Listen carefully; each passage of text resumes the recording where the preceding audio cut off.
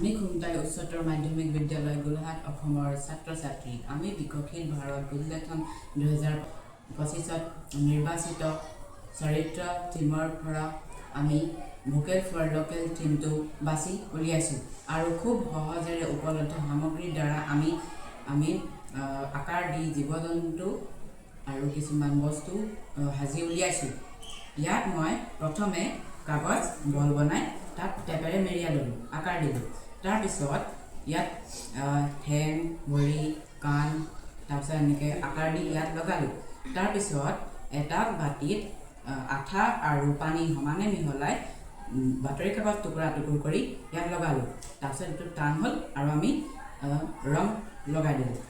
তেনেদৰে ময়ো পেলনীয়া সামগ্ৰীৰ দ্বাৰা এটা প্লাষ্টিক টেমাৰ সহায়ত তাত কালাৰ কৰি এটা জুৱেলাৰী বক্স ৰেডি কৰিছোঁ আৰু আনফালে এই দুটা প্লাষ্টিক আৰু কাপোৰৰ বেগৰ সহায়ত এই দুটা ফুলদানি মই ৰেডি কৰিছোঁ।